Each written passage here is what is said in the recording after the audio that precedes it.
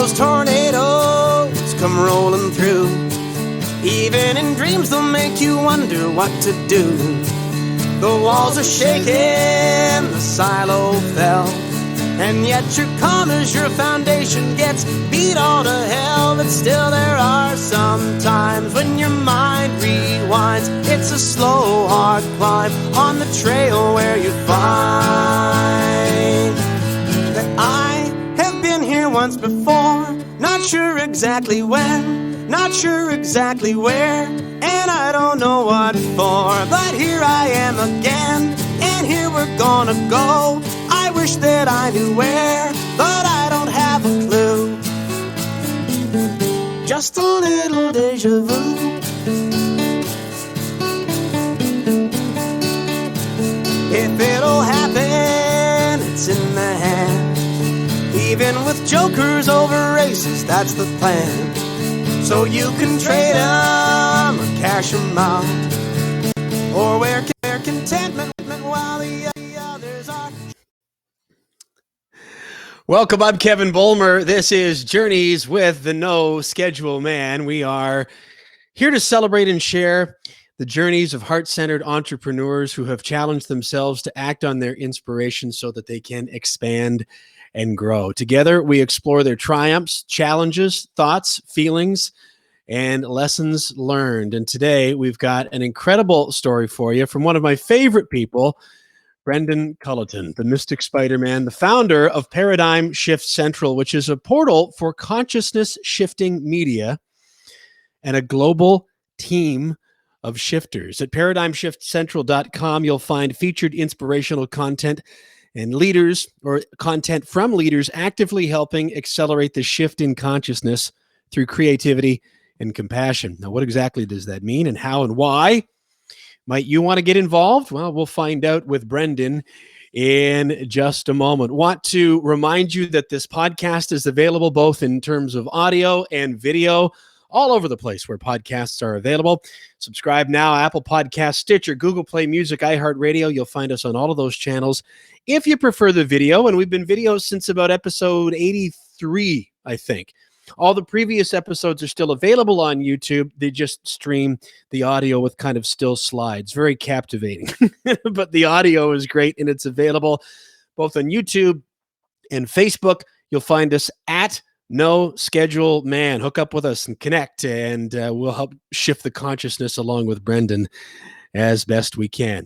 Also invite you to jump on board via email. You can receive our free letters from the Little Engine, inspirational emails every couple of weeks. We'll also notify you of anything else that we think that you would find beneficial. You can hop on board today at noscheduleman.com/email. You've probably got your phone either in your hand or within reach. Why not go on there right now and get yourself signed up? noscheduleman.com/email. All aboard. I want to say thanks real quick to some people who have made it possible for us to bring this presentation to you.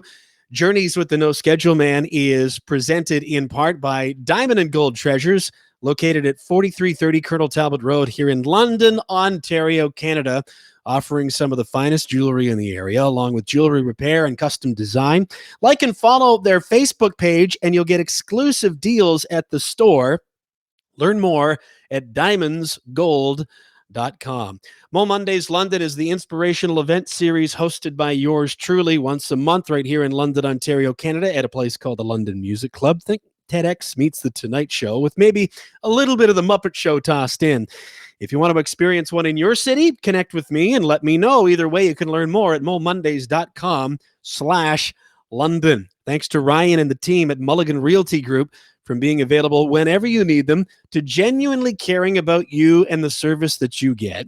They do things differently at Mulligan Realty Group, the kind of realtor you deserve. Learn more at mulliganrealtygroup.com. Thanks also to Brett and the team at Provincial Glass and Mirror, a professional full-service glass company owned and operated in southwestern Ontario. You can find them at provincialglass.com. Trickett Financial, Carol Trickett offers insurance and investments for Canadians and newcomers to Canada. Connect with Carol and learn more at trickettfinancial.com. Trickett with two T's there in the middle, trickettfinancial.com. And the turtletribe.com. The Turtle Tribe is a unique online coaching community where we support heart-centered entrepreneurs and creative souls to experience more of what they desire and deserve. Run your own race at your own pace and from your own place. Would love for you to join us there. Learn more and join us today at theturtletribe.com. Today, episode number 102. We're well past the century mark in Journeys with the No Schedule Man. And we're joined by the founder of Paradigm Shift Central. He's somebody that I connected with actually through my efforts with Mo Mondays London, which I just mentioned a moment ago. He's the videographer with Mo Mondays London and has done some work here in the London, Ontario community with awesomepreneurs and many others besides. But that's just the tiniest little tip of a much larger story related to Brendon Culliton. Brendon has also been known by many other names, such as, let me see how many of them I can get here, Mystic Spider-Man, Wolf Shield, Skull Babylon. They're all good. They're all great as long as they lead back to you. It's great to see you. How's your day going today so far? Awesome. Thank you, Kevin, so much for having me. All things considered, it's going great. You know, today's just been a really great day just to be able to practice gratitude. And yeah, the world's a little bit different right now, but in some ways it's almost richer. You know, like my attention is more kind of aware of just kind of like the sunshine and the fresh air and like the food on my plate and the friends who I get to talk with. So all things considered, man, I'm just really glad to be here and be able to help share some inspiration. And thank you again for inviting me and for just helping us ripple the smiles and spread the smiles even further. So yeah, absolutely. You're one of the most interesting people that I've ever come to know. I'm really grateful for you. I really appreciate you, and I'm really excited for the opportunity to share more of your story, and to welcome some of the people that know you and your story into what we're doing here with Journeys with the No Schedule Man. But as far as Paradigm Shift Central is concerned, boy, it's difficult to even know where to start. I'll start here. When do you first recall even realizing that there was a paradigm to shift? That's a great question. So, you know, like I think it was just kind of like back in the day, I was always a curious kid kind of growing up. And, you know, you kind of talked about this, the idea that like the work that I do, I frame it around the context of trying to assist with the shift in consciousness. So I guess, you know, it kind of involves us defining what consciousness is. And in its simplest form, consciousness is awareness of self, awareness of our environment, awareness of connection, and awareness of our potential within this world that we are a part of. And so, you know, growing up in school and everything like that, it was always just kind of like a matter of fact. I really enjoyed like my philosophy classes, even just in high school. But then by the time I started getting into college, you know, the internet was just kind of really evolving. And I was naturally just starting to begin exploring a lot of like esoteric topics related to like mindfulness and meditation, dreaming, lucid dreaming. All of these things were just naturally coming into my path. And I was really fascinated. And most importantly, I was fascinated by the idea that there were other people out there that were exploring this. And, you know, there's people way before us who talked about a lot of this stuff. And I grew up listening to lectures by people like Alan Watts and Terence McKenna, and even just being able to explore my way around bookstores and finding old books on bookshelves that were written in the 70s about like parapsychology and really big questions like, you know, like life beyond death and UFOs and Sasquatch and all of these things. And it was naturally just, for me, I'm just like, okay, you know, like there's more to this reality than meets the eye, you know, like there's layers to what it is that we get to experience within this life. And I was just curious. I was curious to explore and to research and to learn, and also most importantly, to be able to experience. So ultimately, once I started realizing that there was substance to a lot of these ideas, I wanted to be able to start like, you know, connecting with other people who are also exploring these paths. And ultimately, at the end of the day, without it really having to get like too out there, I think one of the biggest things in relation to the shift in consciousness is really just helping people remember how interconnected we are. And how much, you know, like we think that we're separate because we got different names and physically we're different bodies and everything like that. But consciously, from a higher dimensional level, which more people are starting to are kind of tapping into, it's just like, oh my God, like we're connected. We're so intimately connected. Like, I am you, you are me, namaste type thing. And so at the very least, once I started becoming aware of this, I really started to become aware of how powerful we can be within this reality, to be able to inspire people through compassion, and to be able to just like use love as a medium to be able to convey a message, and to be able to inspire people, and to be able to like help people find like their own joy and their own connection with the world around them. That's really going to light their spirit, light their, ignite their soul, kind of like awaken them, so that they can kind of like have these aha moments and be like, oh my God, like what is this? What am I? What is this reality?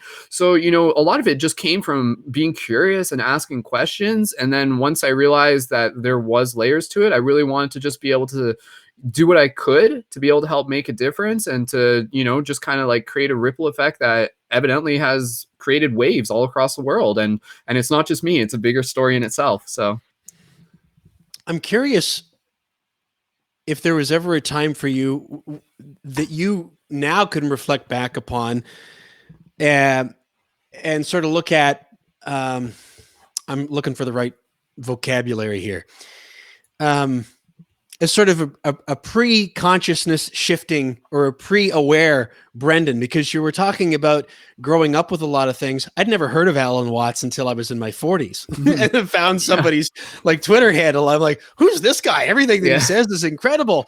But I had decades of time in my life where I just would never have been able to have the kind of conversation even that we're likely going to engage in here tonight, Brendon.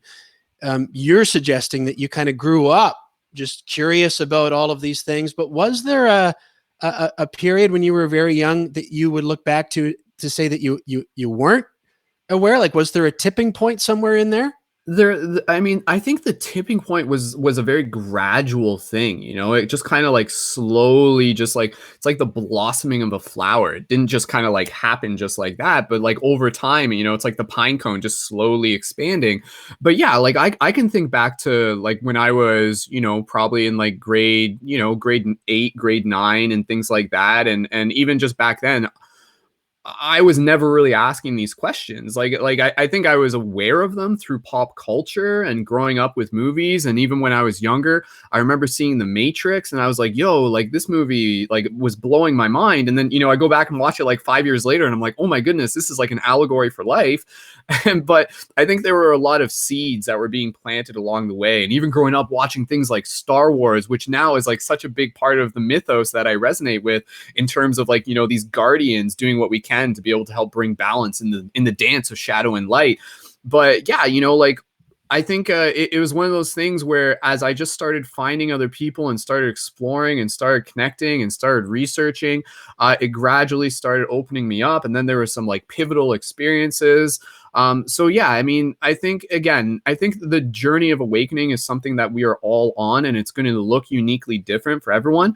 And there's no right or wrong way to do it. And I think it's fascinating that, I know for a fact that like, yeah, there's a lot of people who are going to be, later in their 40s and even in their 50s and even in their 60s. And then suddenly they'll wake up one day and they'll just be like, oh my goodness, like my paradigm is shifted. The way I'm seeing things is shifted.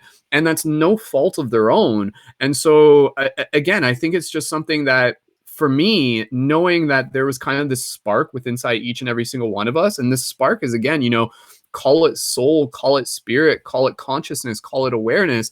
It's just, again, opening up to the idea that there's more to this reality than meets the eye. That this reality is so like richly magical in its very nature. There's a lot of stuff that's like hidden in plain sight. And again, it really draws back to the ancient axiom of like, as above, so below.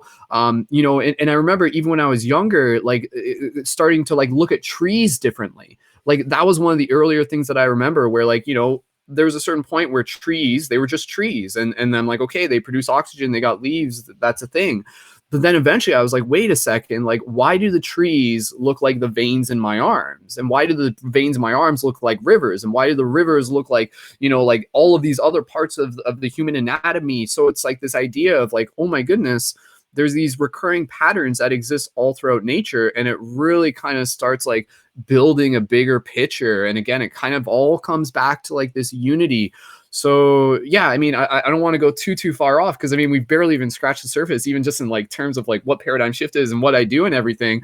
But yeah, you know, like flash forward a little bit later, and I was in school for media production at Fanshawe and Western, and knowing that there was like kind of like this shift in consciousness that was happening, that people were awakening, that we were kind of like awakening within the dream, dreamers awakening within the dream. Evidently, I felt called to want to be able to do something, you know, and that was basically what inspired me. I'm like, okay, like if I can do something, I should do something. So much in the same way that you and I really resonate on this idea of like, you know, like just putting ourselves out there, creating content, creating space. And now more than ever, it's about being able to create sacred digital space. That's a very important space for people to be able to have these conversations, to open their heart, to share their journeys, and to realize how similar we actually are. And there's more that we have in common than we do that we have, you know, different. So yeah, like I'll let you just kind of like, you know, ask me more questions and stuff like that, because I don't want to just like go right into the story. But yeah, like at Western and Fanshawe, I started applying my skills as a media student, and I started making YouTube videos, and I started creating content that would start relating to these topics, and I created a club at the college, and then that eventually evolved to the online project, and now we do online broadcasts and global meditations, and there's people on my social media channel and they follow me and we do meditations. And at the end of the day, it's really just about being able to inspire people and more or less building like a badass team of real world Jedi.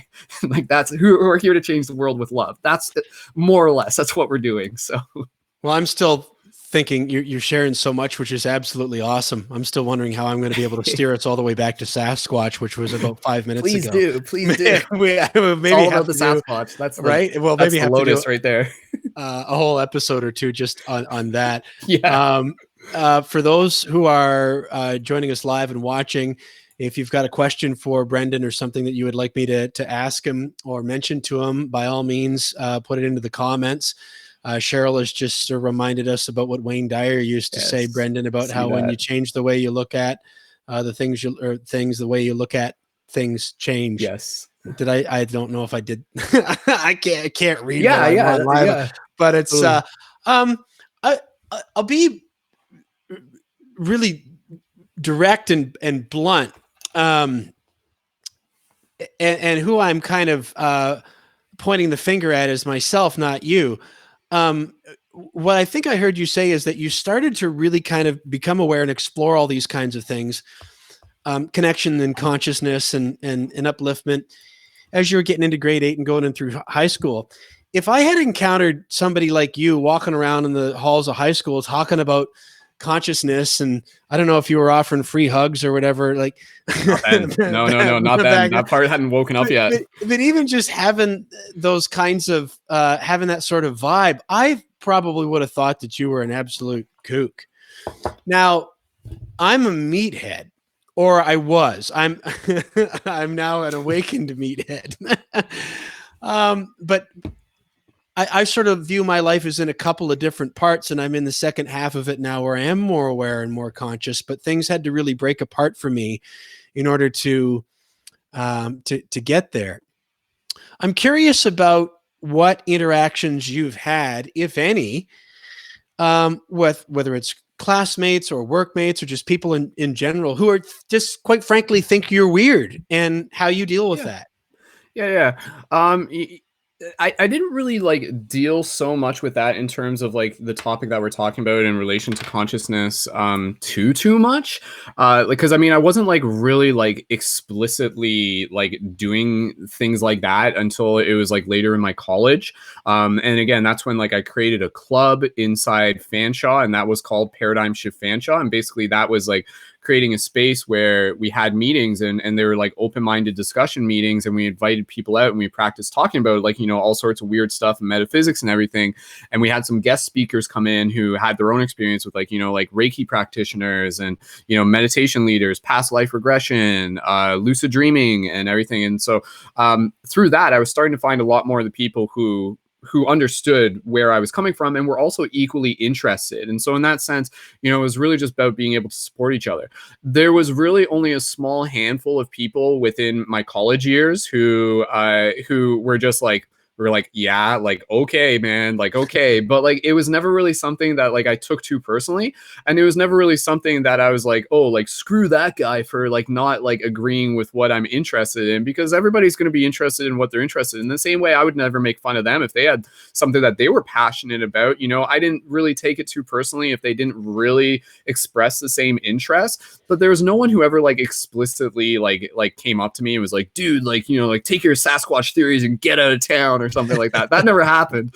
But, you know, growing up, just again to be able to create some context, and I really, you know, I still carry this proudly. I was kind of like this, like a almost like an in between two worlds kind of kid. Like, I was very much like into the arts and into the drama and into like the philosophy, but then at the same time I was also like into sports, and I was like on the hockey teams, and I was like, you know, like playing like all the athletic stuff too.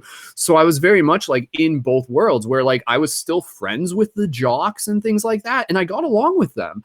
And then at the same time, you know, like there was this other part of me that was still like equally that. And then ultimately, you know, flash forward, and the fact that like I grew up playing hockey all my life, and I was actually captain of my hockey team growing up, like numerous years. Like, my dad was the coach for a bunch of it, so I was always like the son of the coach, if anybody can kind of like resonate with that vibe. So it always meant I had to like try even harder in a lot of ways. But being a captain of a hockey team, evidently in retrospect and kind of like reverse time theory, was essential for helping me evolve as a leader, for helping me kind of like grow into what I still do today, where I'm like facilitating and I'm directing. And it's really just, you know, in the same way for a captain of a hockey team, it's really much this this mindset of, you know, like, we're all equal. And this is the idea of like captains amongst captains. So the captain of the hockey team, it was never the best player on the team, quote unquote. The captain was just kind of someone who could, you know, talk to the referee, who could be a voice, and ultimately who kind of like carried a torch when need be to be able to help build morale and to be able to point and to be able to say, like, let's go this way together type thing. And so that really taught me a lot about leadership growing up. And it's still things that I apply. And there's a lot of people who, you know, who follow my content and they really resonate with it, because they're just like, yo, dude, like, I feel like, you know, you're coming at this from a very grounded level. Like, you can be very serious, but at the same time, you're also very like lighthearted and goofy, and you're playful. And so I still bring in a lot of that energy, but at the same time, like, when I need to, it's like, okay, like, team, like, championship game, we got to win this. Like, let's focus our energy, let's build the morale, and let's do it. So helping people get excited about things and move forward, and, you know, get excited about their involvement, and for me to be a mirror for them to see themselves, has always been a part of kind of like who I was growing up, and it just naturally kind of evolved. So again, going back to your question though, I was never really like particularly like bullied in school. Fortunately, not that it never happened.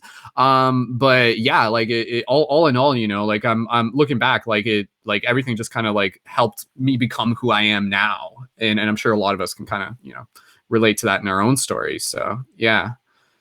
I think what I'm doing by even having asked you something like that is revealing some of the stories that I'm telling myself, and the limitations that you know, some of the false walls that I've unconsciously built up over the years, that I'm only really now at 45 years old beginning to become aware of, and actively starting to challenge. I mean, sometimes I'll look and I'll see things like today. I was looking, I think, at your Instagram feed, Yeah, and the Mystic Spider-Man feed, and came across a video. I think it was in your story where you had the free hug sign up. And I mean, that alone, to stand on a street corner with a free hug sign while random strangers are going by, and I just wonder what kind of comments you maybe get. And true, then, yeah. but the video, to finish the thought, was that we're isolated now, we're distancing because of the coronavirus at the time that we're recording this, and so you sort of hugged yourself in an offer to hug other people. And when I see something like that, even though, you know, I'm the kind of guy that I'm really open about expressing when I love and appreciate people, yourself included. I'm a hugging kind of a guy. But when I see something like what you'll share, I can't help but think, man, I wonder what kind of comments or messages he gets from people who are just totally not on that wavelength. Because that, I admit, and again, this is a commentary about me, that sort of stuff still bothers me. Even though I know that there's really no reason for it to, and that I'm actively committing myself to letting those things go. Has that ever bothered you? Like, have you ever had to work through going like, oh, I don't know if I should do this. I don't know if I should say Yep. this. What's that look like in your world? Yeah. How's it feel? Yeah, no, you're right. That's a good point, and I've actually faced like more bullying like on the streets doing free hugs than I ever did in high school, so to speak. Again, I think in high school I was just kind of like a nice kid, like like there's only like one or two people that kind of like I don't know. There's a couple people they didn't like me for whatever reason, but that was probably said more about them than it did about me. But hey, that's in the past. But you're right. Like so again, just for context, for those of you who haven't like seen too much of my content, my YouTube channel and stuff, the links are all here, and you can check it out. Here's one of the free hug signs that it's that's what it looks like, and you can actually see there's like the flower of life there. That's a symbol of like kind of like our connection that's found all throughout nature and stuff. But essentially, like this was kind of like later into I didn't start this until I was a little bit like a couple years into the project, after I had created the initial group in college. And and it was basically this idea of like, okay, like how can we help make a difference even more? How can we help accelerate things even more? And the free hugs thing didn't just arise on its own. Like that was kind of like something I had seen a couple people do it on the internet. Like it was still very like it wasn't a common thing there, but it was something I'm like, it caught my attention. But essentially what I ended up doing is one of these days, my friend, he had a button machine. And so I have these buttons. You can see like the one on my shirt, and I share these with people in my community, and they have the Paradigm Shift Central website on it. And so essentially, like what I would do is I would walk around and I would have these buttons, and I would give them to people, and they would have like conscious symbols on them. So you can see this one. It's like what's known as sacred geometry, and then there's like other ones. This is like again another variation of the flower of life, and then you can see like there's like some other ones here that just like have all sorts of cool symbols on them. So to answer your question, just to answer your question, the context, when I was doing free hugs, it was a form of like, you could call it a social experiment. It was like almost like guerrilla, like social engagement. It was like very tactical. And the idea is like, okay, like I want to go out and spread compassion, but at the same time, I want to be able to do it in a way that's like going to connect people back to my social media. So that was kind of the benefit of the times, was the fact that, like YouTube channels were just starting to evolve, websites, people were coming more familiar with them, and people were creating their own websites.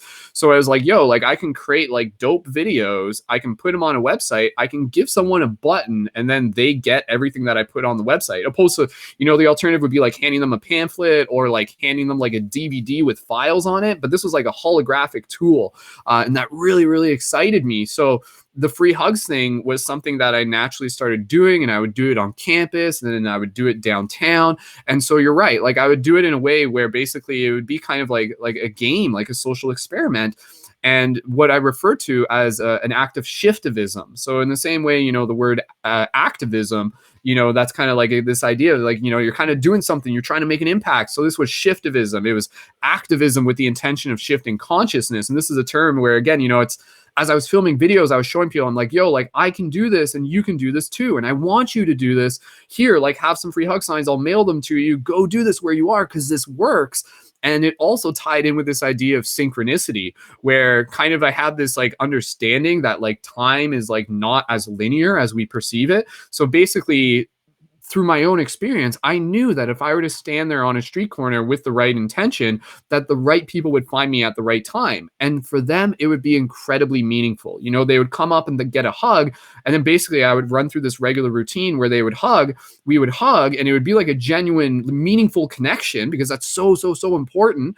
And then I would be like, oh, like here, by the way, like you passed the test, have a button. And then their face lights up and there's like, whoa, like seriously, like, whoa, like because the button's like a cool gift to be able to receive. And then they take it, and then I'm like, there's a website on it. They wear it. Some people I've given buttons to like 7 years ago, they still have those buttons. There's thousands of these buttons just floating out there in the world now.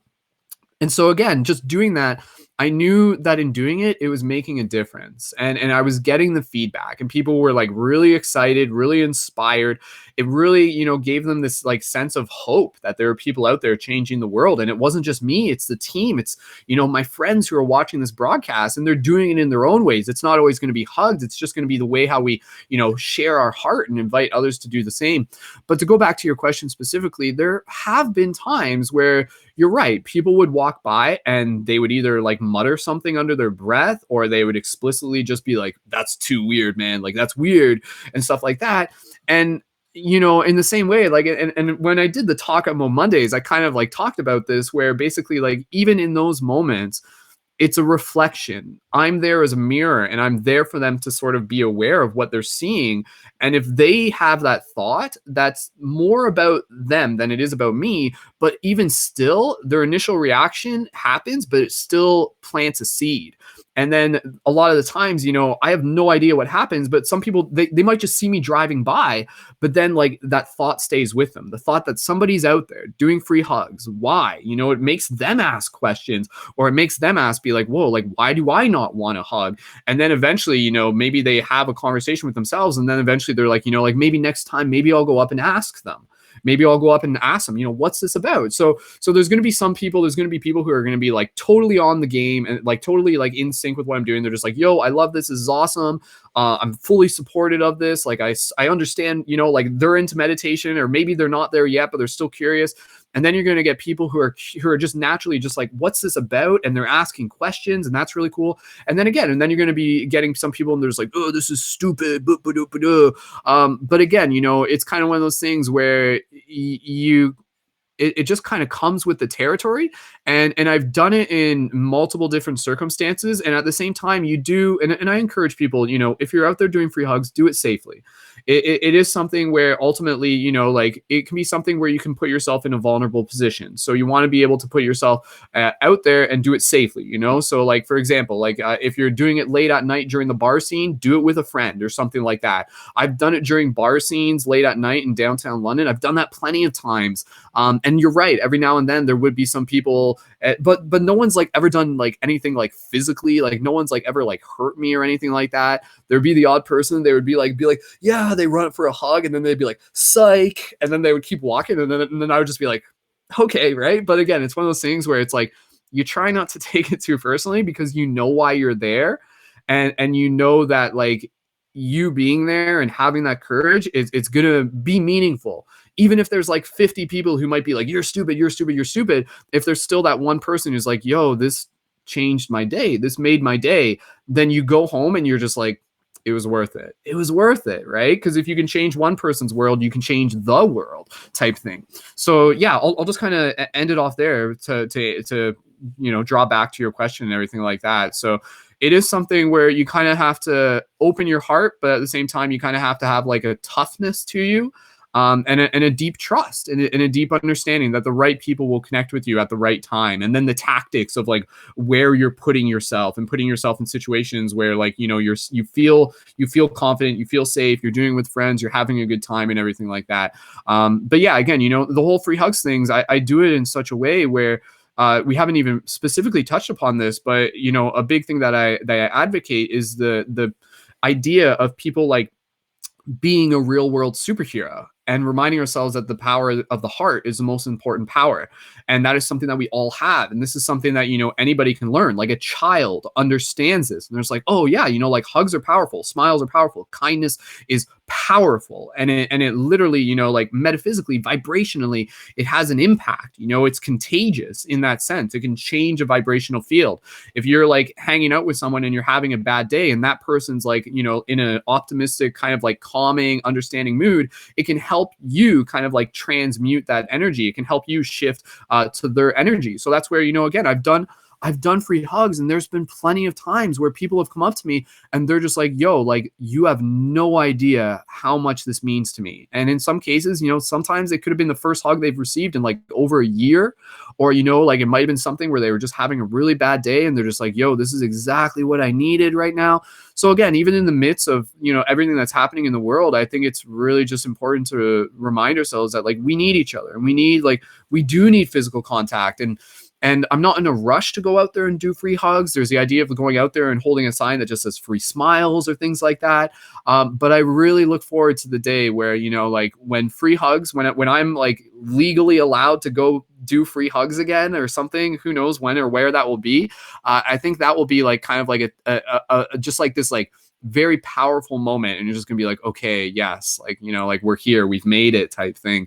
So yeah, you know, for anybody here, I'm not telling you to go do free hugs right now, but I'm telling you to sit with the idea and just think about how you can emulate the same type of experience through the power of social media, through the power of creating videos. Even create a free hug sign. Do what I did. Create a free hug sign, film yourself on camera and hug yourself. Do something like that. Get creative with it. So yeah, again, going back to the idea of the superhero, there's the idea that like the world needs real world superheroes, and the power of compassion and the power of creativity is like how we change the world, how we change the timelines, how we merge and like open up new timelines, and how we shift the paradigms. So I'll leave it there. I'll pass it back to you, Kevin. So.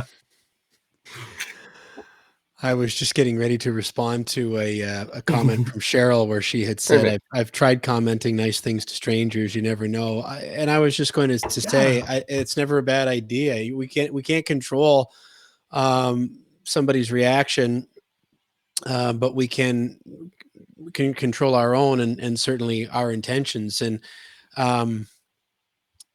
yeah, you seem just so filled up with purpose that it's kind of like, I'm just going to channel this through me and just keep trying things, and just anything that really feels like it lights up and aligns with the larger mission is a word that I hear you use a lot as well.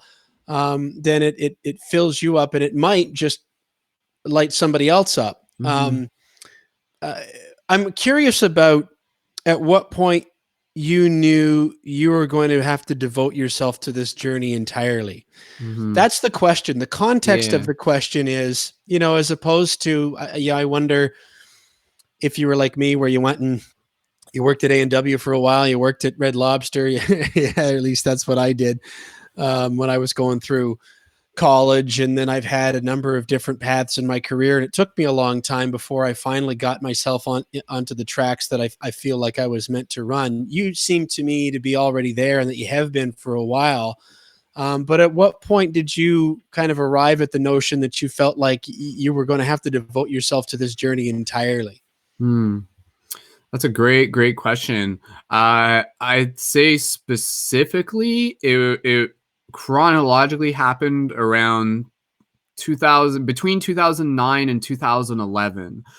Within that period, it was really something where, you know, like there's this whole other story, and this was actually again something that I talked about in the Mo Mondays talk, and you know, maybe we can make sure that's in the link at some point for people to check out. And I'll get right on that, sir. Because we're just like directing each other. If you could take it away for a minute. So, and for context here, what you're just getting into, the story that you're telling, this would have put you in your early 20s, I guess, huh? This would have been, yeah. So I would have been about 21 at this point. And long story short, I went out to Vancouver, and I was there as like for an intern for work. I was there for 3 months. I met some like other like hippies. These were like the first like actual hippies that I met. I mean, I'm using that kind of like as an air quote. They were just like young people like myself at the time who were just kind of like really on their own journey of awakening.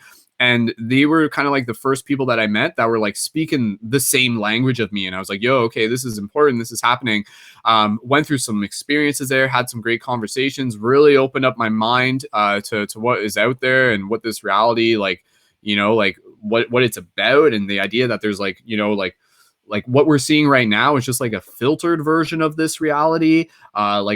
Scientifically, we only see like 0.1% of the light spectrum. So it was kind of becoming aware that like we're literally in this like ocean of energy, and we literally are these like beings of light. Like these like physical like bodies are actually like light.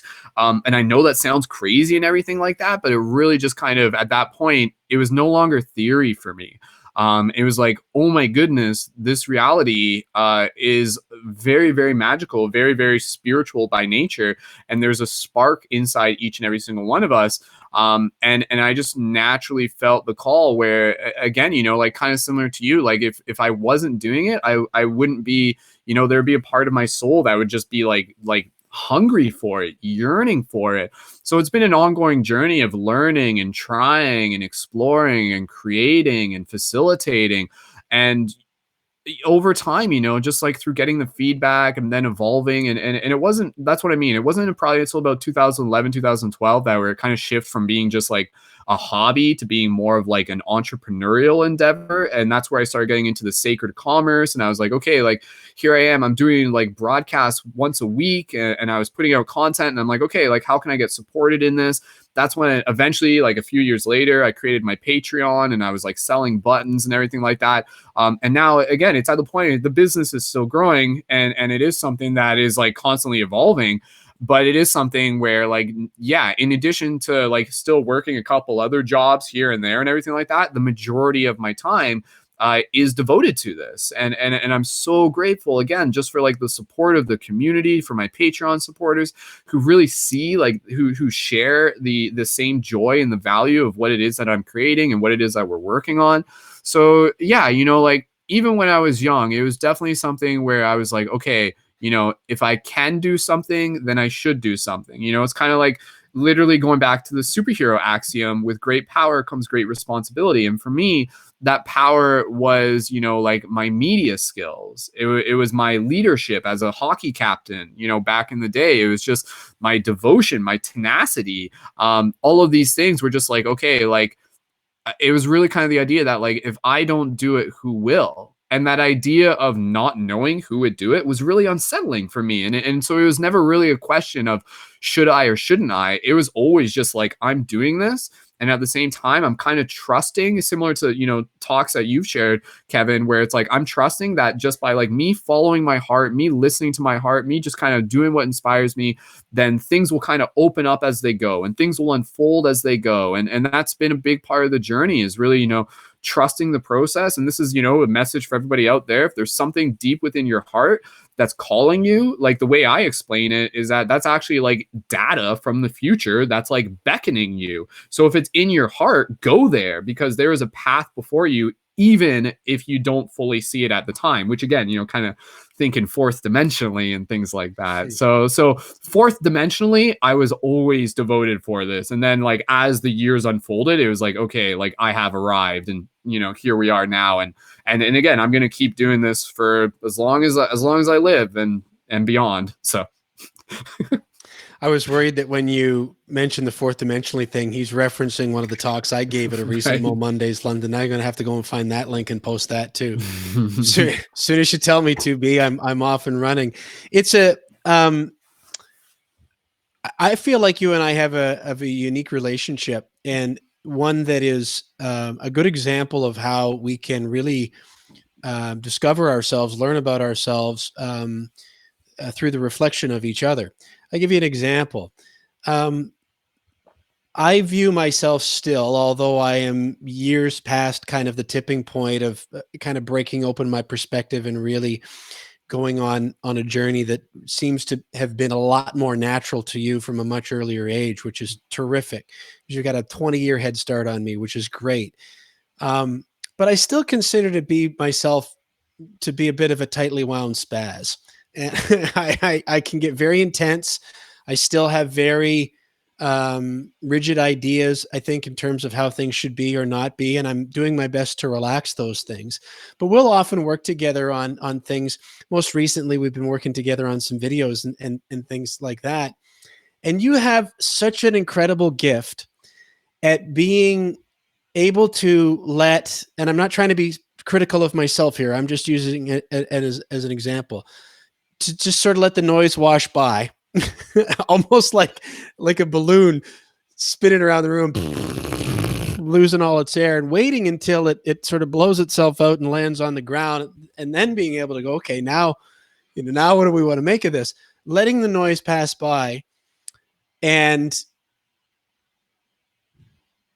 filtering out the parts of it that really matter to connect to. And I don't know if I'm doing this justice, but there are a number of times where you'll table something for discussion, for consideration on a creative project maybe that we're working on.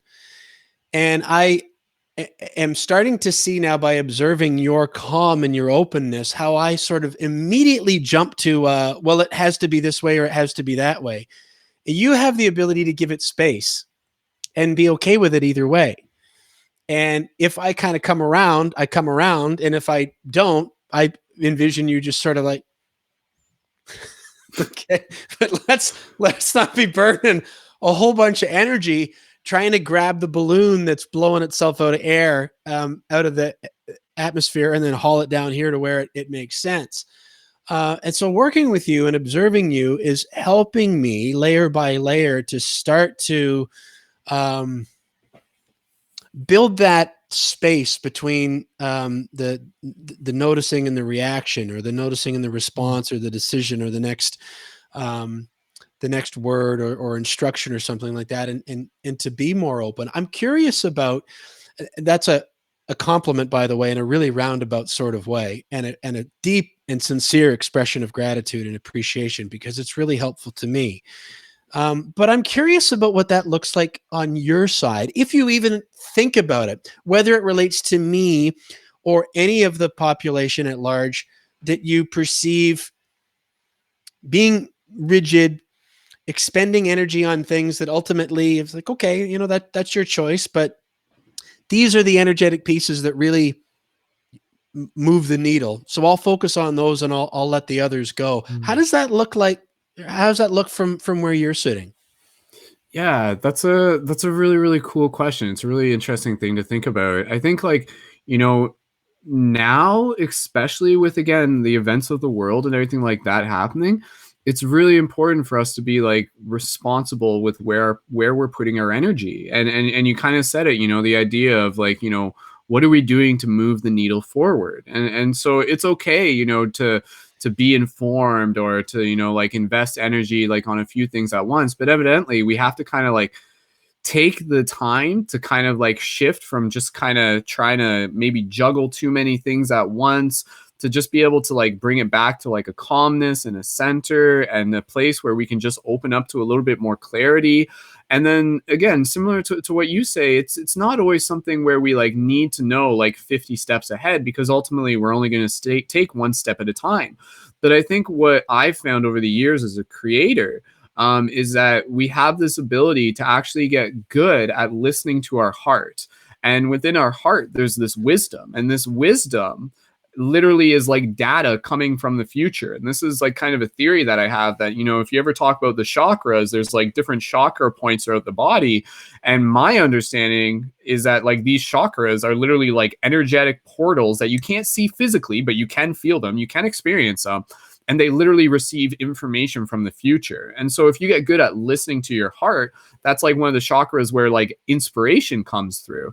And so I think in a lot of ways, we as humans collectively are making the shift from being like really, really in our heads in order to be able to learn how to be able to move into our heart. And sometimes you have to be really in your head, and you have to kind of like hit your head against the wall and try and do things. And eventually you're going to be like, okay, like that, like that took a lot of energy, and how much further did I get ahead? And maybe it didn't really work, but this is the important thing. Whatever choice you make is still going to be meaningful, because it's going to help you learn. And so I think at the end of the day, it's really important to just be aware of the steps that we're taking, and to be able to like continue to be open to learning what is needed within those lessons. So again, if we're just like coming at it from purely the head, and we're just trying to get like super analytical and everything like that, and or maybe we're trying to do too many things at once, we're trying to use brute force, that may get us a little bit further. But again, eventually, like it's going to hit a point where we're going to be like, okay, let's slow down. Let's look at the bigger picture. Let's open up into more of our heart. And when we do that, it can just kind of like open up to, another way of approaching things, or another way of just being like present in this moment. So, I mean, yeah, whether or not that fully answers your question, I'm just kind of, I can tell myself I'm kind of like thinking of a couple things at once here, even at the same time. Well, go ahead. Yeah. Pass it back to you. I want to jump in on a thread that you're that you've sort of explored here, where you talked about that we don't need to see 50 steps ahead to just take the next step. I agree, and I'm going to word this in. I've always been. I'm going to come back around to making this a question to you about Sure. Vision versus the detail of the next step, the presence, the engagement of the step that we're in currently. I've always been the kind of person that has felt like, even when I was a lot more uptight and wasn't what I would classify as being aware or conscious, I always felt like while other people were maybe, or maybe even not, trying to think about how to get A to connect to B, I felt like I was already connecting all the way down through the alphabet and then thinking about the next one. And I've always felt that that was a bit of a superpower, but it took me a long time to realize that I was actually limiting myself in that way. In many cases, because I was thinking, well, because I can see it, this is how it's supposed to go. I should be able to engineer this somewhat more linear journey, because in my head and heart, it just makes sense that this connects to that, connects to this, connects to that. Forward into where we are now, and how we are, evolved to the beings that are having this conversation. I feel like there's a difference between having a vision, visualizing, seeing into the future, like you talked about, getting excited about it, having intentions, having a desire, an expectation of things that we are moving toward, that we are moving into being, that we are shaping with our thoughts and experiences. But not allowing that to pull us too far ahead of the present moment and the next step. Not to get so intimidated by, how am I going to get all the way to the top of the mountain when there's just one more step along the side that I'm at right now, where there's maybe a flower growing out of the side of the mountain, or there's somebody else here to enjoy this with. What's that look like for you, the balance between what I'll call vision, a big vision, and the next step? How much do you even have a big vision, or are you just sort of taking it as you go? I definitely have a big vision, and to clarify, like, a lot of the work that I do approach it from like a very sort of like tactical perspective. Like, again, this kind of goes back to hockey. This goes back to my fascination with like video games and strategy, and even just kind of like, in a lot of ways, I kind of like grew up with kind of like this like almost like militaristic mindset, where it's like, if you're gonna want to like you prepare to change the world as if you were like preparing to go to war type thing. And you kind of have to have a strategy. You have to have tactics. You have to have implementation. And again, kind of going back to the free hugs thing, it's like, okay, like, here's my tactics. I'm going to go down XYZ, meet at, like Central in Richmond, do free hugs, do this, got all my tools, and I had everything there. And you kind of like hold the vision. But I think what's important is, even if you have the vision, it's kind of trusting that how you get there may not be fully what you expect. And so you have to kind of be ready for the flexibility within that moment. And there was actually a big moment within my journey where I experienced this very, very rapidly, in a very transformational way. Back in 2013, I went to California to take part in a festival, and the festival called Lucidity Festival. And I was going there to make a full-length movie, which is online, and you can check it out. It's called Journey to Lucidity.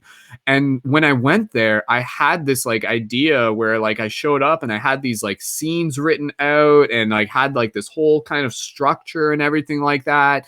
And then evidently, when I got to the festival, it was my first time there. And this was like an arts and hippie music festival type thing. Really, really beautiful. Like, lots of yoga workshops and artists and musicians and beautiful souls. Like the friends I had met out in Vancouver, and more friends who I had met recently, within my local community. And that's one thing that I didn't mention. Over the past 10 years, I was facilitating weekly open-minded discussion meetings in London, Ontario, every Friday in a yoga studio. I was doing that for like 10 years. And so I was like finding the other people in my community, and the synchronicity was bringing us together.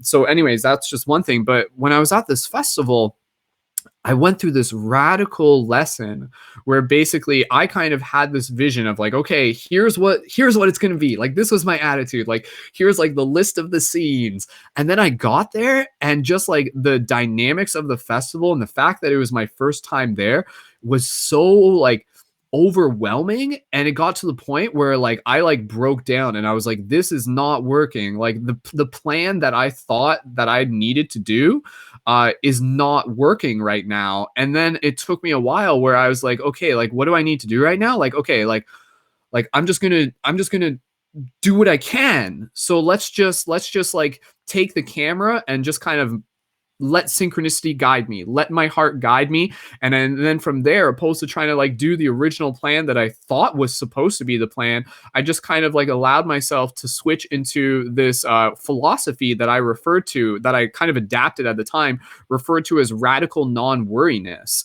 And so it was kind of really focused on like, okay, I am here in this moment. I am here for a reason. I know there's a reason for me being here. And I know what my intentions are. My intentions are to tell a story, to be able to document the shift in consciousness, and to kind of show up as my authentic self. And so I started weaving my way through the festival. And then lo and behold, synchronicity started unfolding, and I started meeting people, and I started getting these moments on camera. And it was only like after like a short while after that where I was like, oh my goodness, you know, like I knew that segment that I just filmed, I'm like, whoa, like that was really beautiful.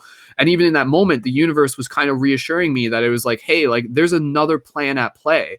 There's how you think things are going to happen, and then there's the way things need to happen. And I think that is something that we can apply to our life in a lot of ways, you know. And again, I'll just kind of say that there's like, you know, what we want, quote unquote, is not always what we need. So when I was able to kind of like get into this place of flow and surrender, and a place of radical non-worriness, but at the same time also joy and excitement, because it was something that I was passionate about, something that I was like naturally just like, yo, I'm so grateful to be here.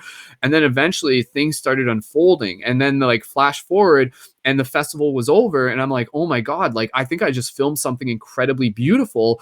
And then flash forward 3 months later, and I've edited the movie and I've completed it. And by the time I was done editing the movie, in retrospect, it's hard for me to imagine it being any other way. And I look at it now and I'm like, yo, like this came out exactly how it was meant to, exactly how it needed to be. Despite the fact that going into it, I had this vision of what I thought it was going to be. And the other thing that's kind of the fourth dimensional element of this, which I've, you know, adapted to my philosophy and my way of navigating this reality, was the video, the movie, what it was when it was done, like on the timeline and exported and uploaded, everything like that video always existed. That always existed. That was like that was like a nexus where all things were kind of leading to. And basically, it's kind of like this idea that even when I was editing it, I get into this zone where it's very intuitive.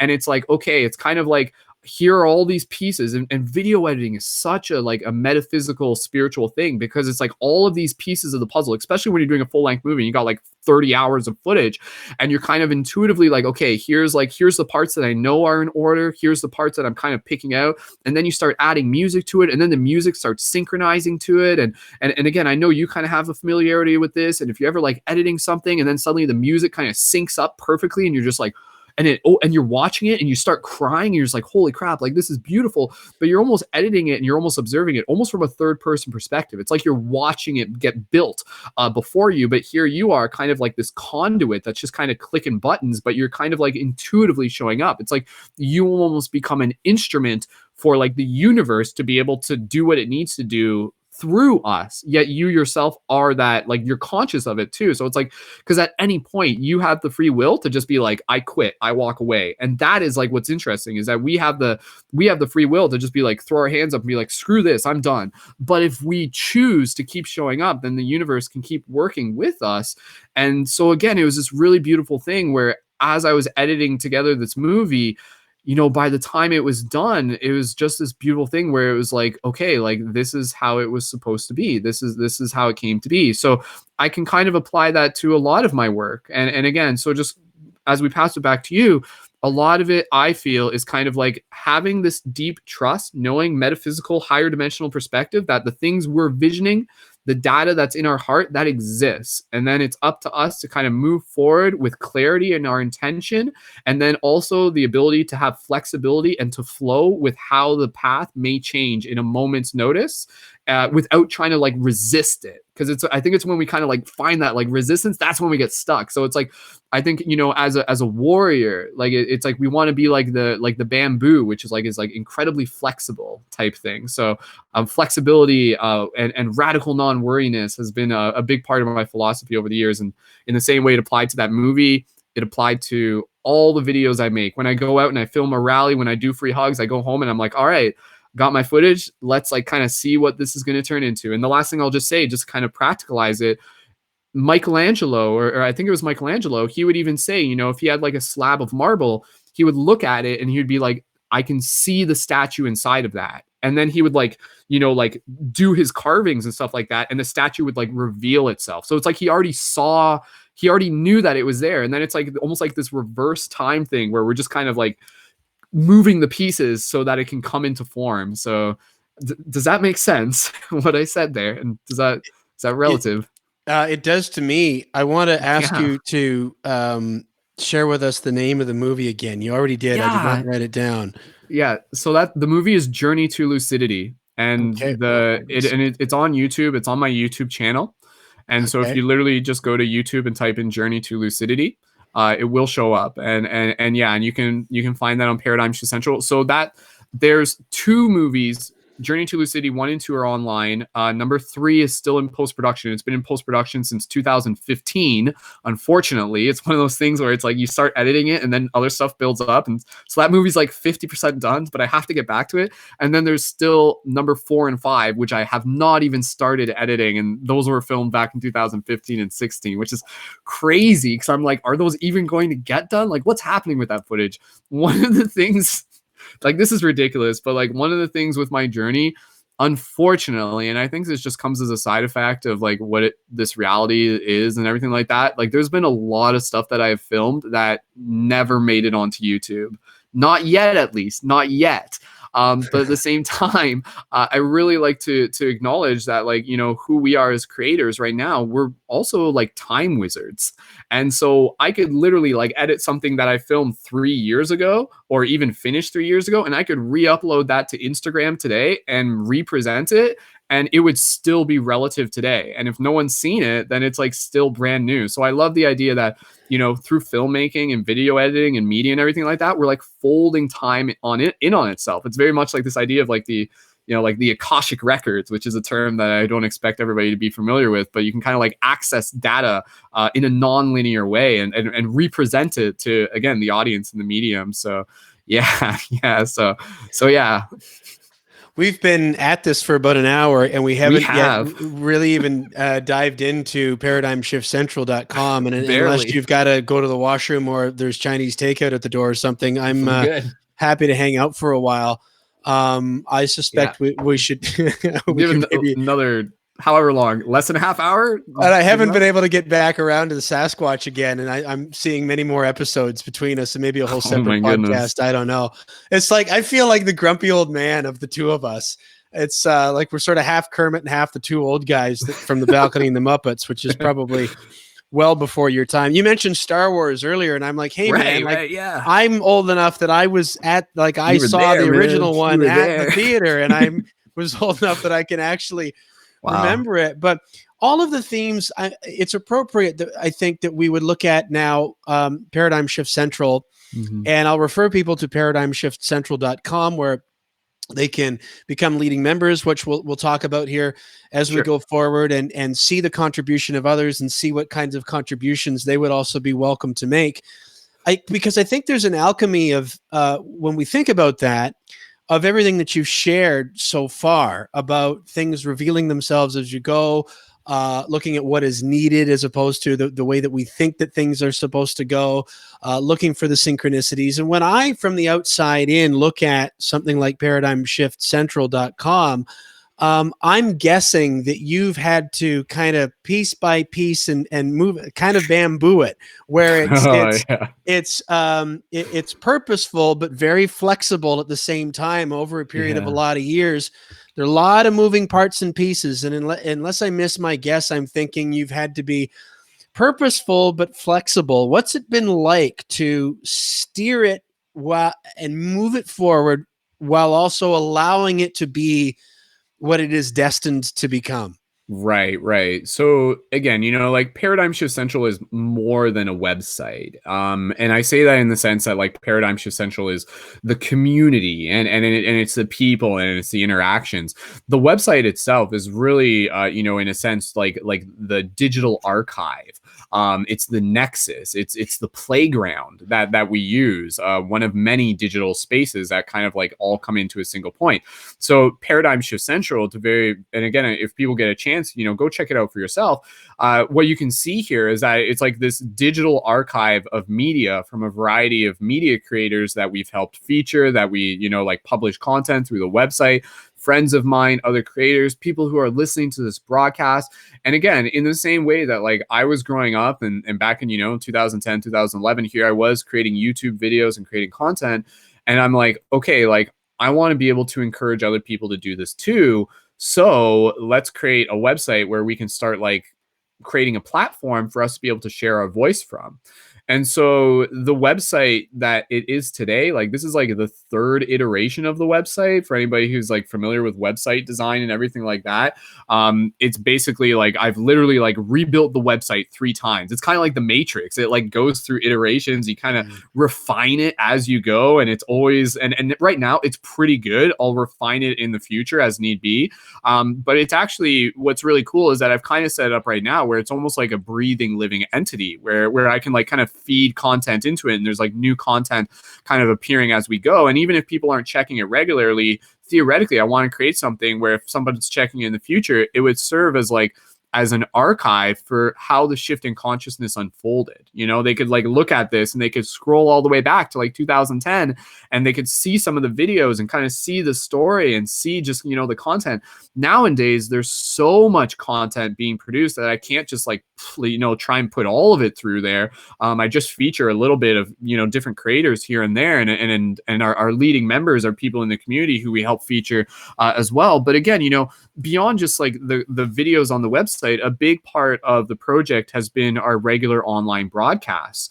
And this was something that I started back in 2012. So again, this was kind of like around the time where like, like the 2012 Mayan calendar, all that stuff was happening. And even then there was this talk about this like shift in consciousness that was occurring. So then this is like before like YouTube, this is before Facebook Live, way before then. It was purely just audio in a podcast format.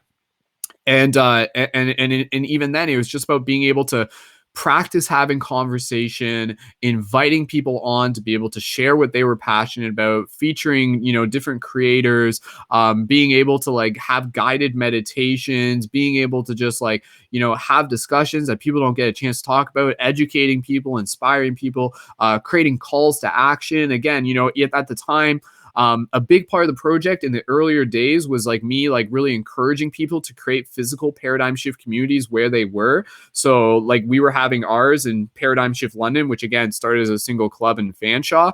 And, again, we were just meeting up every Friday, having open-minded discussions. And I was telling people, I'm like, like if you build it, they will come.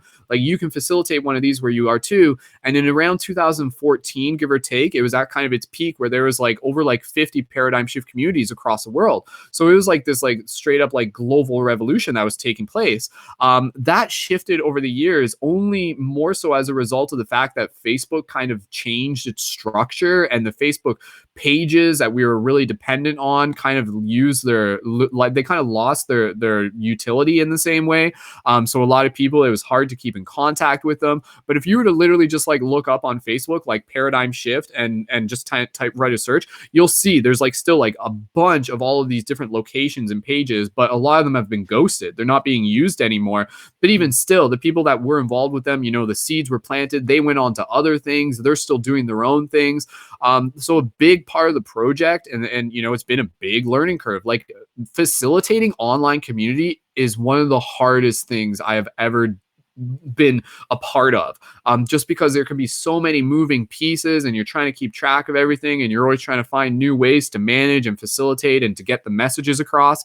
But at the same time, being able to have the routine and the schedules where it was like, okay, every, in this case, this is our current schedule, every Thursday at 8 p.m. Standard Time, Eastern Standard Time, let's meet up online and let's do a team broadcast. Let's talk about things. Let's educate each other. And so again, we have like regular meditations, global meditations. This Thursday, last Thursday, we had an open mic jam and we were sharing poetry. The week before that, we had a conversation about coronavirus and consciousness.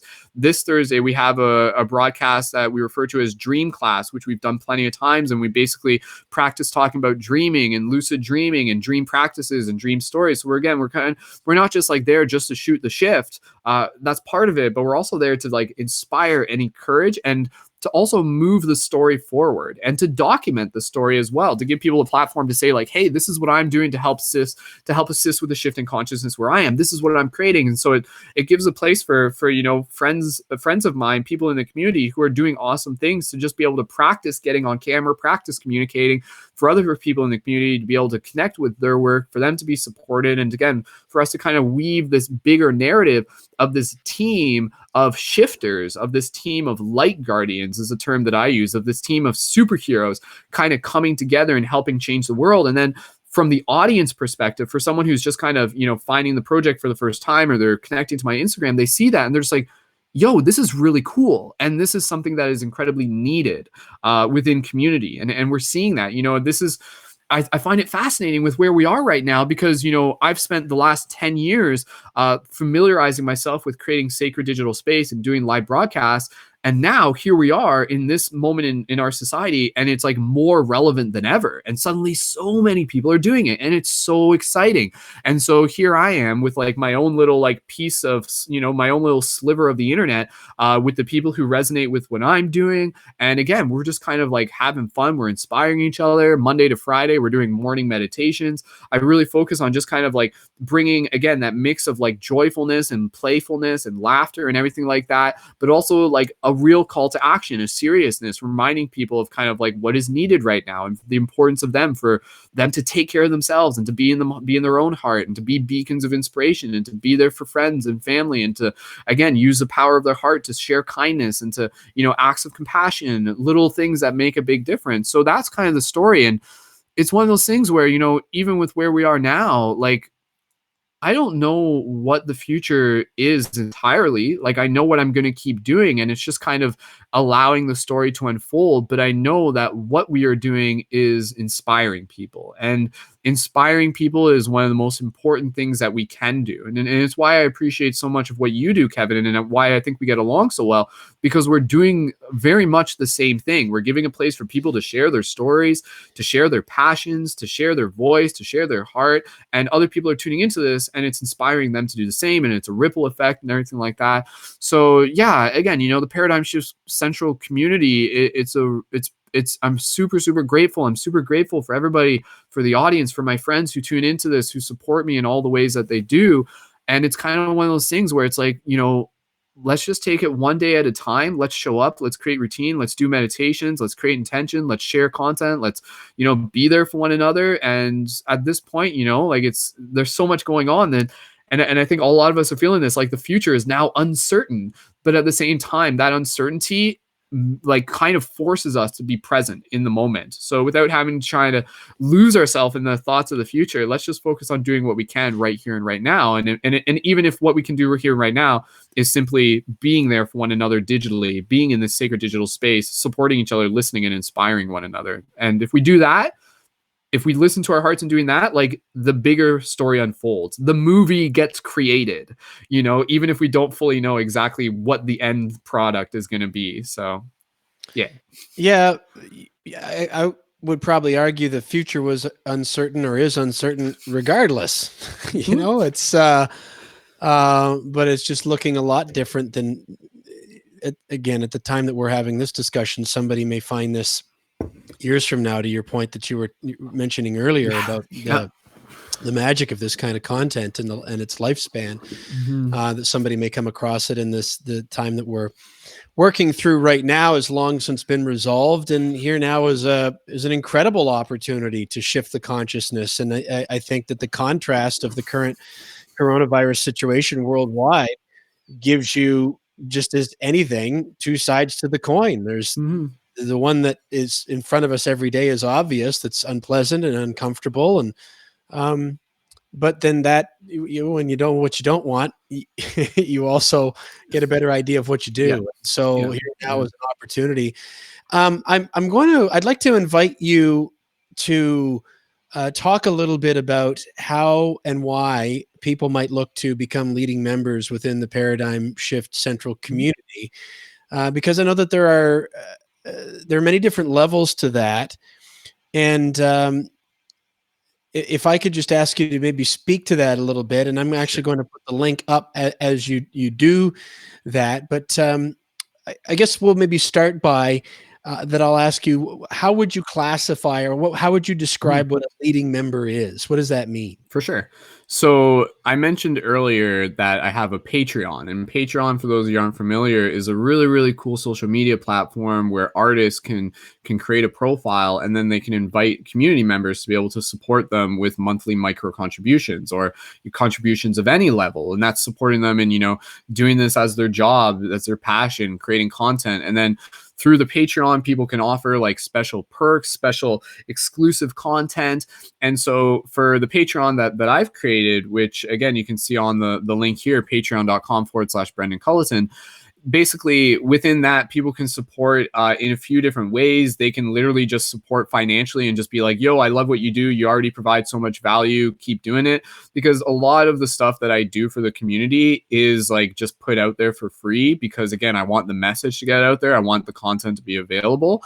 And then as a option within the Patreon, people can contribute $11 a month or higher, and in doing so, that is where they have the option to join as a leading member. And long story short, leading members are people that can join on our on-air broadcast. They have priority to join our on-air broadcast. They can join our private team chat. They get to work alongside me as a conscious media creation coach to be able to help them get clarity on what they're creating so that I can assist them with things. They can feature their content through the website. And it's just a cool place for people to be able to like connect with other like-minded, like-hearted, conscious media creators, conscious entrepreneurs, creators, free huggers.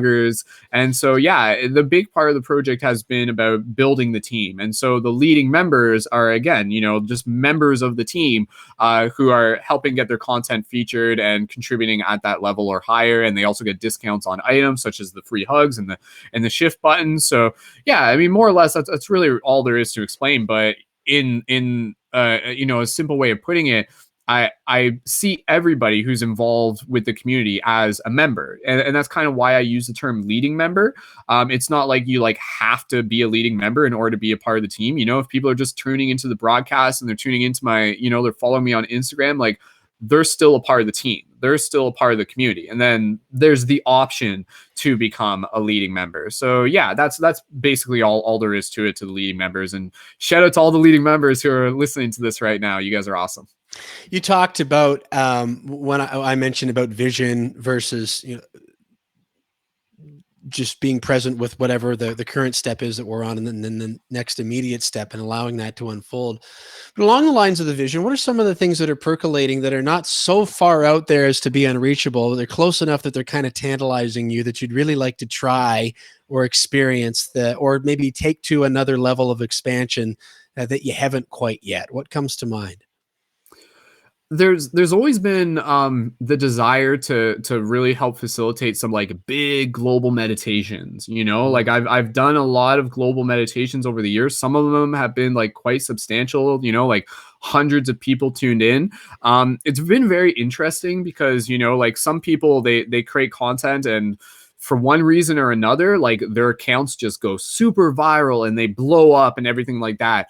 It's been interesting because a lot of my social media stuff, like my YouTube channel, like it's been at like 10K subscribers for like several years now. Like it just hasn't really like gone super viral, even though the people who are familiar with my content are like, yo, like this should be seen by a lot of people. Like this is really good. And again, like this is, coming from the fact that like I've gone to school for media production. I'm an award-winning Canadian filmmaker. Like I know I've created really, really cool content.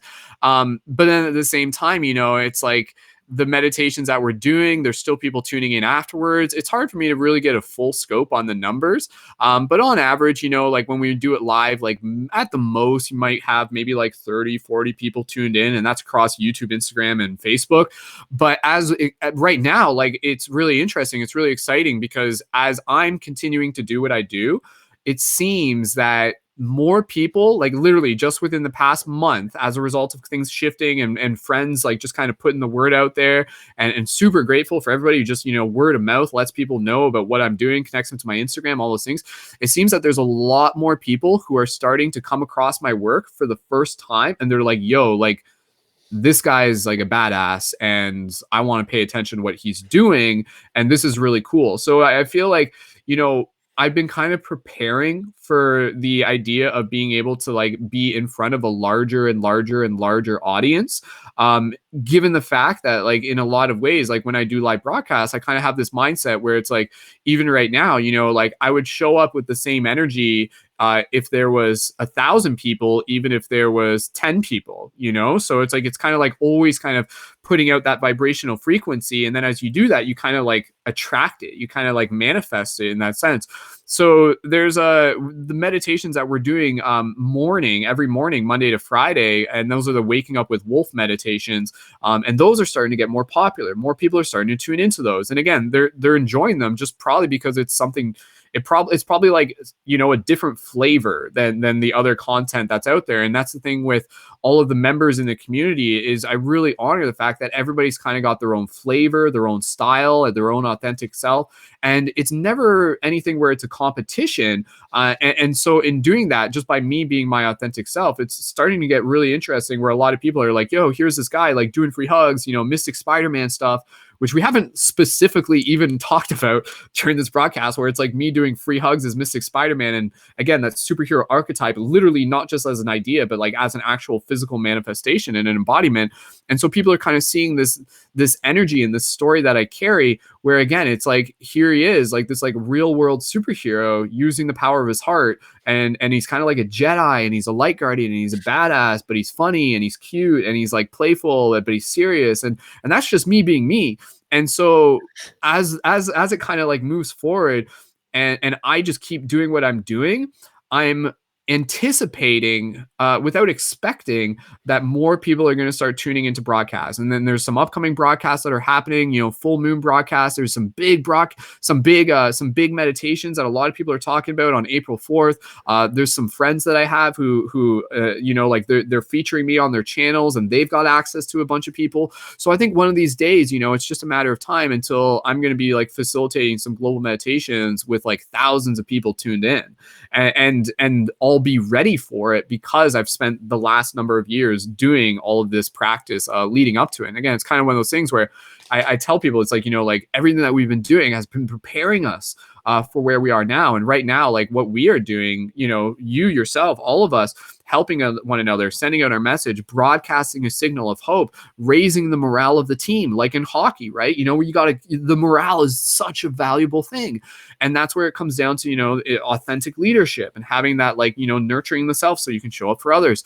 So I really am, you know, just kind of keeping on my path and just like, you know, understanding that the right people will find me at the right time, and strategically at the same time being an ambassador for my work. Like that's a big part. It's not like I just like create stuff and, you know, hope people show up. Like I gotta create stuff, and then I gotta like use social media tactics. I gotta become a TikTok star. That's like my next thing. I'm gonna blow up on TikTok. Just you wait. Like I know like the stuff I create, like they're like the TikTok audience will eat that up, man. Like they love like Spider-Man cosplay, let alone Spider-Man cosplay with Jedi spiritual stuff. So that's gonna be kind of like my next scope of and things. Drunk university students. Right. Yeah, exactly. Right. So like, and using the humor and the playfulness and stuff like that. So I know, again, I honor everybody for having their own unique style that they bring, you yourself, Kevin, and all of us. And at the end of the day, I just want people to kind of like find that kind of spark where they're just like, this is who I am, and to kind of show that.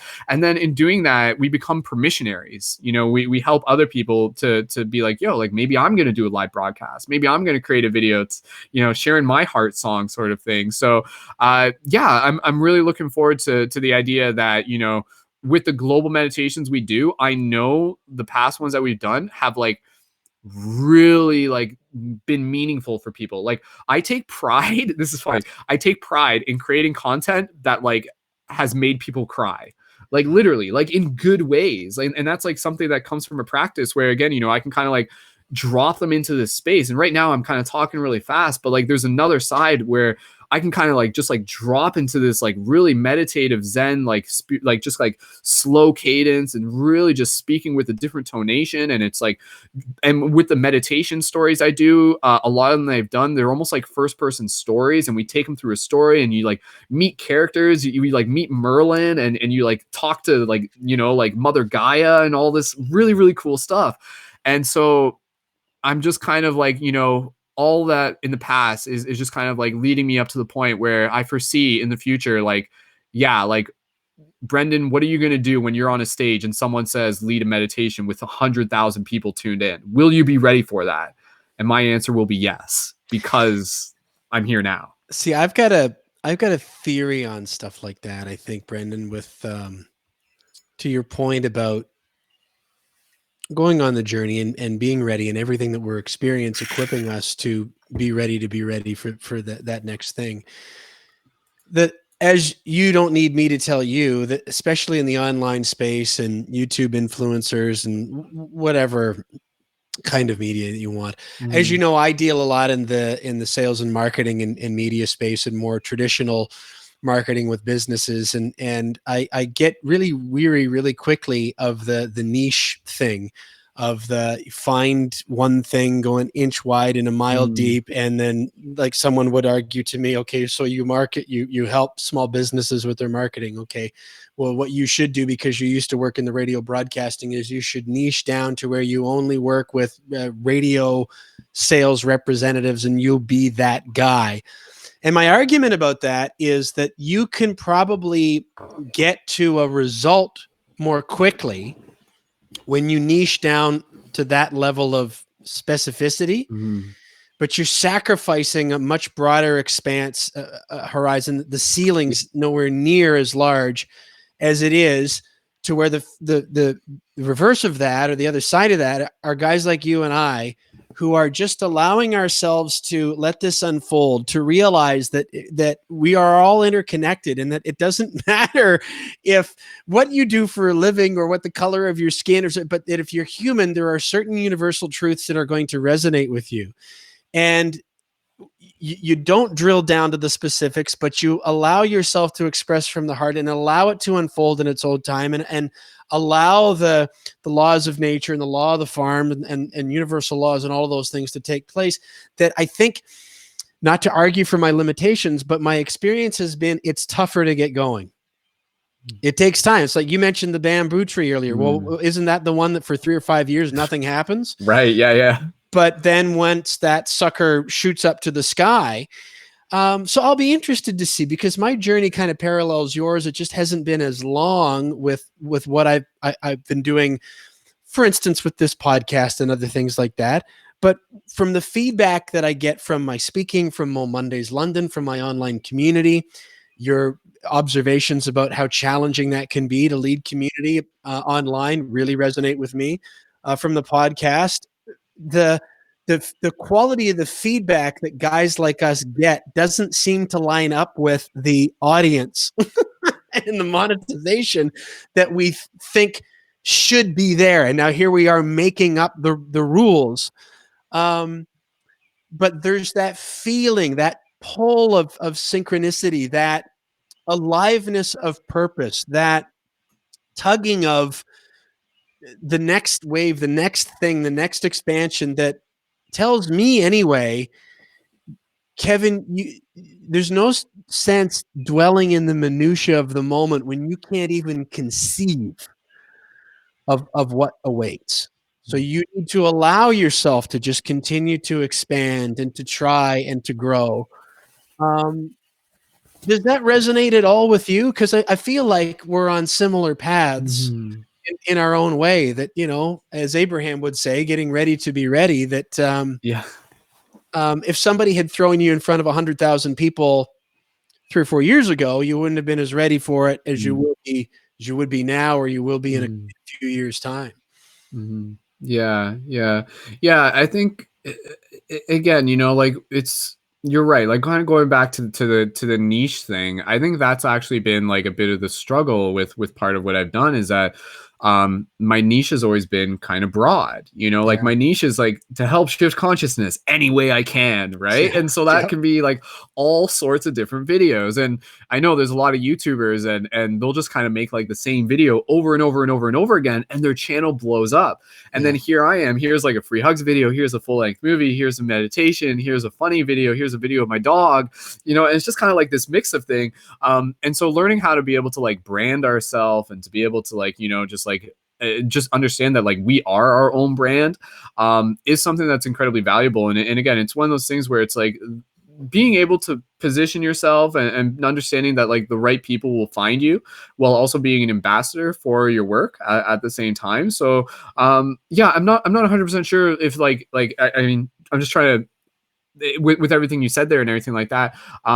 If you want, maybe just like ask me another question or just prompt me in a way that you kind of want to go with Well, this. But yeah, I maybe went on a little bit of a soliloquy, but I guess I would also offer just for people to think about on the heels of what you've just shared about what your experience has been like is that I know a lot of people who have niched down and been very successful and then found themselves in a spot just as humans and as like with going like now what? yeah, true, right? It's almost Yeah. like being typecast in a role that when you're only known as playing Mm, that one character, well, then what do you do? And I think it's worth thinking about as you're going through yeah. your journey, and still plays back into the themes of allowing things to unfold versus feeling like we need to engineer every last bit of our experience. Yeah. Yeah, yeah. Yeah, yeah. No, I've always kind of said, you know, we have to meet the universe halfway. And so I think you're right. Like we do kind of have to be like engineers of our own fate while also understanding that there's kind of like another element to it that may kind of like be beyond our control. And I think if anything, I would say, you know, like being able to put forth our best effort, put forth our honest effort is always something really important. And to understand that, you know, even when I was making videos back in the day, I was literally making them with the understanding that like, okay, I'm going to make this video because this video is going to like give me the learning experience that's going to help me make the next video. And that's going to help me make the next video, and the next video, and the next video, and the next video. And it was always kind of that idea without ever trying to like, you know, like become too much of a perfectionist and become too much of one thing. And I always took value in the fact that, you know, I was able to kind of like explore a variety of things. I could put on quite a few different hats. I could literally be like a shapeshifter in that sense. And that's not to say I'm not possible in just kind of like niching down. It just kind of depends on like who the audience is. And I think that's a big part of it, you know, like who are you speaking to? And can you kind of like, you know, become like something that's going to allow it to be like, you know, easier for them to understand opposed to, you know, being a niche that's like outside of their familiarity and things like that. So yeah, you know, like I think it's important to be able to kind of like play around with the paint and to create a variety of different pictures and to use different all, you know, use paint, use pencil crayons, use canvas, use construction paper, use clay. Like don't like you are a being of infinite creativity and you owe it to yourself to be able to explore that infinite creativity. And I guess that's something that I've always just kind of naturally done. And even still, like there's so much stuff that like I still want to create. And I think, you know, that is a beautiful thing to be able to feel the idea that like there's so much that I want to create that I know I'm never going to run out of work. Like there's no day that goes by where I don't have anything to do. And I think that's kind of like the thing that, you know, for all of us, we can kind of tap into that place of creativity. And I think that's where, again, having a social media platform and having, you know, a community who's paying attention can be very inspiring for us, and also, you know, kind of like hold us into a place of accountability, and also just kind of, you know, like give us that little bit of inspiration to be able to say like, oh sweet, like I know that like 100 people are going to pay attention if I'm going to share something cool. All right, I'm going to share something cool. And that actually has been a big part of the motivation with creating Paradigm Shift. And it's still something that, you know, I'm still trying to figure out how to be able to evolve it the best way I can.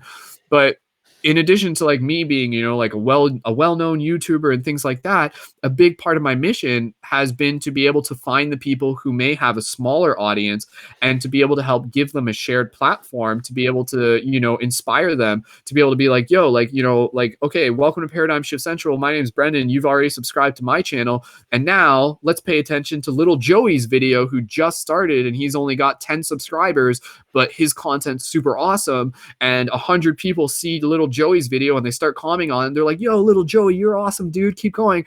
Imagine how that's going to feel for little Joey and how much that will actually inspire them into that next level. So the way how I see this, and I guess we'll have to get close to wrapping this up, and maybe if there's a couple questions, if people want to ask them, but you know, like the way how I like to think of it is that like as the water rises, so does every ship.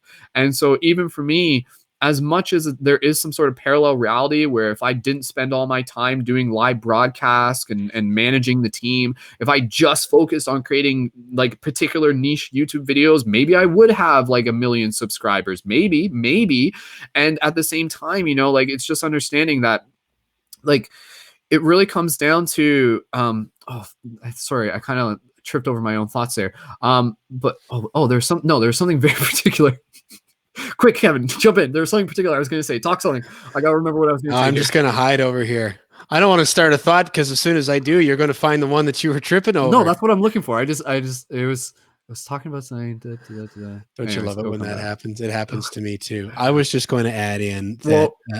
Yeah. See, this is exactly what I was saying was going to happen. Yeah. Now you're just toying.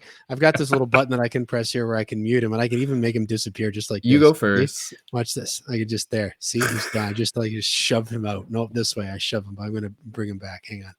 Let me just bring him back. No, he bolted. He left. I was going to say it is clearly it's time to wrap up.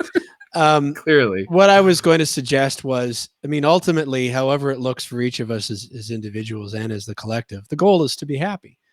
Yeah. The goal is to live a fulfilled and fulfilling life and to feel content and present and grateful and loving and experience as much of those things as much as we can.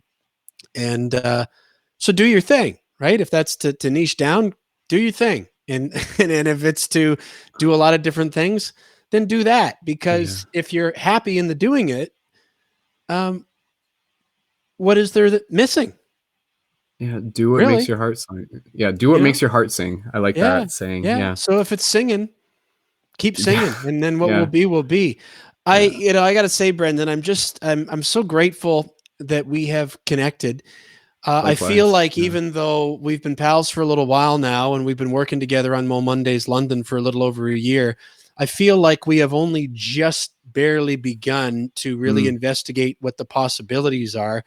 And I feel it's going to be really interesting to see what that collaboration brings and how that adds to and influences and fuels each of our respective individual efforts, if I can put it that way. But I'm really grateful, and I really, really love you, and I really appreciate you, and and you're a prime example of what the gurus say about law of attraction, that when you do allow yourself to move forward and not worry about the how, that people will come across your path almost as if by magic.